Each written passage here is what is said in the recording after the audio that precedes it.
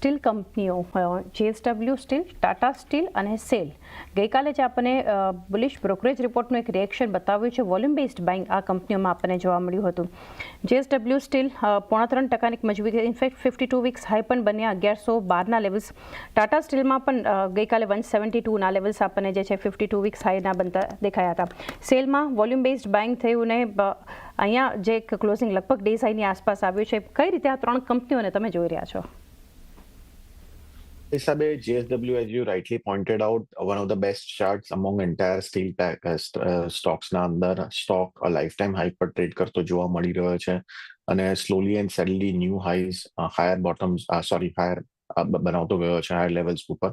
તો મને લાગે છે કે જે સેટઅપ અત્યારના JSW સ્ટીલમાં છે એન્ટાયર સ્ટીલ સ્ટોક્સના અંદર તો સૌથી બેસ્ટ સેટઅપ JSW સ્ટીલનો છે. 1076 ઇમિડિયેટ સપોર્ટ છે અને જે હિસાબે ગઈકાલે મોમેન્ટમ અને વોલ્યુમ બેઝ બાઇંગ થતા જોવા મળી છે, મને લાગે છે કે 1160 સુધીના લેવલ આપણને JSW સ્ટીલમાં જોવા મળી શકે એમ છે.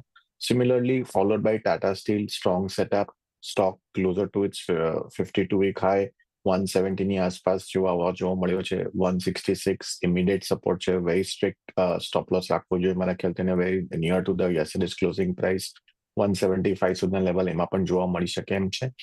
સિમિલરલી સેલનું સ્ટ્રક્ચર રિલેટિવલી મારા ખ્યાલથી આ બંને કરતા થોડુંક વીકર સાઇડ પર છે. તો I would rather avoid sell getting into it, કારણ કે રેલી હંમેશા 133 હાફ 134 પર ફિઝલ આઉટ થતી મલ્ટિપલ ટાઈમ્સ જોવા મળી છે. તો આઈ વુડ એવોઇડ સેલ, પણ મારા ખ્યાલથી JSW top preference followed by Tata steel. Preference JSW steel 1076 stop loss, 1160ના target. Tata steel 166 stop loss, 175ના ટાર્ગેટ. ફંડામેન્ટલી પણ એક વ્યૂ તપન આપની પાસેથી જાણી લઈએ આ સ્ટીલ કંપનીઓ માટે. સ્ટીલ કંપની તો ઓફકોર્સ તમે જો તો ડિમાન્ડ સારી છે. ડોમેસ્ટિક લેવલે ઓલમોસ્ટ 9 to 10% ગ્રોથ દેખાય છે અને જે એન્ટી ડમ્પિંગ ડ્યુટી ને એ બધું લગાવ્યું છે આઈ થિંક એ થોડું ટાઈમ કન્ટિન્યુ પણ રહેશે. અગર તમને એમના માર્જિનની પણ વાત કરો, માર્જિનમાં પણ સારું ઇમ્પ્રુવમેન્ટ આપણે લાસ્ટ ક્વાર્ટર પણ જોયું હતું. આપણે JSW સ્ટીલમાં જો ટાટા સ્ટીલનો એક ફાયદો એ છે કે ત્યાંનું જે યુકેની જે સબસિડી છે એનો લોસ ઘણો મિનિમમ ઓછો થતો જોયો છે. તો આઈ થિંક ધીરે ધીરે એમાં માર્જિન એક્સપાન્શન મને સ્ટીલ સેક્ટરમાં દેખાઈ રહ્યું છે, કેમ કે એમાં ઇનપુટ કોસ્ટ થોડો લોવર થયો છે.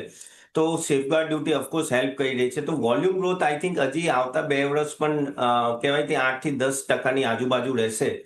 તો અગર input at a lower level તો ઓફકોર્સ આ લોકોના માર્જિનનો ફાયદો થશે. તો મારા હિસાબથી માર્જિન એક્સપાન્શનની જે વાત છે એ હવે આપણે પ્લે આઉટ થઈ રહી છે સ્ટીલ કંપનીઝમાં. અને આ ક્વાર્ટરમાં પણ રિઝલ્ટ જોવાનું રહેશે કે કઈ રીતે એ લોકોના માર્જિન્સ આવે છે. પણ ચાઇનીઝમાં પણ તમે જો તો એ લોકોએ પણ થોડું એમનું આઉટપુટ ઓછું કર્યું હતું. પણ હા, એક ઇમ્પોર્ટ એમનો થ્રેટ છે, પણ આઈ થિંક ગવર્મેન્ટ ઘણી રીતે સેફગાર્ડ ડ્યુટીથી બચાવી રહી છે. તો આ બધું જોતા મને એવું લાગે છે કે હજી પણ આઈ થિંક સ્ટીલ કંપનીમાં થોડી તેજી છે અને આઈ થિંક કોઈની પાસે હોય તો જરૂર બન્યા રહો. પણ જે રીતે આ કંપનીઝને આપે છે ને દર ક્વાર્ટરલી રિવ્યુ કરતા રહેવું જોઈએ. પણ આ ક્વાર્ટર તો મને હજી લાગે છે કે તેજીના છે. એટલે આ JSW સ્ટીલ હોય કે ટાટા સ્ટીલ આઈ થિંક એમાં હોલ્ડ કરીને રાખવાની સલાહ છે.